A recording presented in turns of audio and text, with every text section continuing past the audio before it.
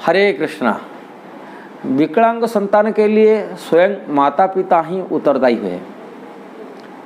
कई बार हम देखे जाते हैं, किसी की विकलांग संतान देखते हैं, लोग बोलते हैं भगवान दे दिया, उनके भाग्य में था विकलांग संतान। अब विकलांग संतान देखने से दुख लगता है, कितना उनके दुख, जीवन की वो दाम्पत्य जीवन के लिए कितना दुखदायी परिस्थिति पैदा होता है। एक विकलांग संतान के लिए उनके माता पिता को जीवन भर निभाना पड़ता है, उनकी देखभाल करने के लिए, टेक केयर रूप में। हम देखिए कई बार विकलांग व्हील चेयर में रहते हैं और उनके माता पिता उनको सेवा करते हैं, और कई लोग उसके लिए परेशानी भी हो जाते हैं। अभी थोड़े दिन पहले एक भक्त विकलांग संतान, मैंने उनकी बच्चे का दिमाग थोड़ा कमी है, और उसकी पिताजी डिप्रेशन में है। मेरे को बता रहे, प्रभु जी क्या करूं, इनके लिए तो मैं तो बहुत डिप्रेशन में आ जाता हूं, कितना दिन कितना संभालेंगे। कोई पत्नी संभाल के रहना पड़ता है, ना मेरे को संभाल के रहना पड़ता है, कोई ना कोई काम बाहर या करना पड़ेगा, एक घर में रह के उनको देखभाल करना पड़ेगा। 24 घंटा उनके लिए देखभाल करना पड़ता है एक विकलांग संतान के लिए, और कितना वो टेंशन उठाना पड़ता है, मरने तक उनको विकलांग संतान एक बोझ उठाना पड़ता है। ये एक बोझ है कहता है, इसका स्वयं दायी इसलिए मैं बोल रहा हूँ, शास्त्र में यही निर्देशना दिया गया। शास्त्र के नियम, प्रत्येक क्रिया का प्रतिक्रिया रहता है, समान विपरीत प्रतिक्रिया रहता है। हम संतान पैदा किए किंतु शास्त्र के निर्देशना पालन नहीं किए।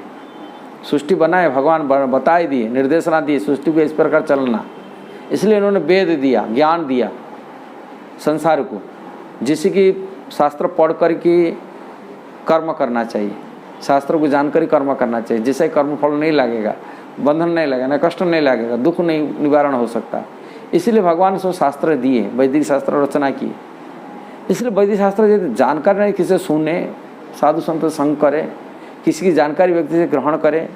ऐसे ही संतान उत्पत्ति केवल संभोग के लिए कि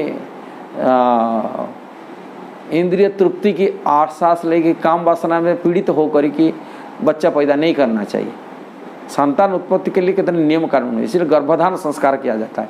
जैसे आप लोग विवाह करते हैं, विवाह करने का टाइम में भी नियम देखते हैं, विवाह का तिथि देखते हैं, बार देखते हैं, कौन सा तिथि में विवाह करना पड़ेगा, पुरोहित को बुलाते हैं, मंत्र उच्चारण करते हैं, उसमें सभी को आशीर्वाद लेते हैं, भी बड़े बूढ़े को आशीर्वाद लेते हैं, विवाह कैसा संस्कार सही हो कि भगवान के आशीर्वाद लेते हैं, तब जाके विवाह संस्कार कराते हैं। ऐसे ही जो संस्कार विधान से मरने का संस्कार हो कि जातक कर्म संस्कार हो, इसलिए गर्भाधान संस्कार एक विधि विधान शास्त्र में वर्णन किया गया, किस अवस्था में हमें गर्भाधान करना चाहिए बच्चे को।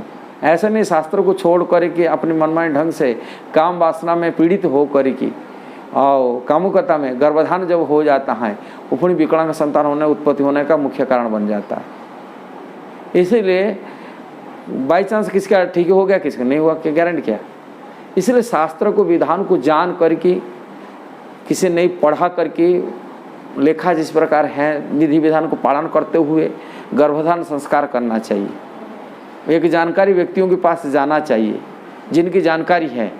गर्भाधान किसी अवस्था, किसी समय, किसी काल में करना चाहिए। दिन पार तिथि को देखकर गर्भाधान करना चाहिए। और वो विधि विधान को छोड़ करके यदि कामुक वासना में यदि गर्भाधान करते हैं और गर्भाधान के नियम पालन नहीं करते, वो संतान विकलांग होने का चांस है। इसलिए मानसिक विकलांग हो, शारीरिक विकलांग हो, ये दोनों विकलांग ही इनके उत्तरदायी माता पिता ही रहते हैं। कोई भगवान नहीं दायी होते, न भाग्य से नहीं मिलते, ये अपनी कर्म ही मिलता है। कर्म करते हैं, जैसा कर्म किए उसी हिसाब से विकलांग संतान मिला है। इसलिए स्वयं उसके विकलांग संतान उत्तरदायी रहने के कारण उसका कष्ट स्वयं भोगना पड़ता है।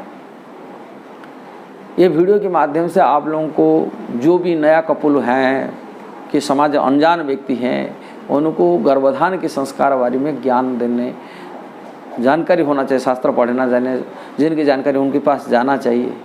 हम वैष्णव सदाचार किताब एक बनाए रखे, उसी में कुछ नियम कानून इसीलिए गर्भाधान संस्कार ऊपर विस्तार रूप में वर्णन किए। कारण बहुत विकलांग संतान भक्तों के घर में भी होता है, जो वैष्णव भक्त हो गए उनके अंदर विकलांग संतान भी पैदा हो जाते, अब माता पिता को कितना कष्ट उठाना पड़ता है। इसलिए ये वीडियो को जरूर शेयर करना, सब्सक्राइब करना, लाइक कमेंट देना। हरे कृष्णा।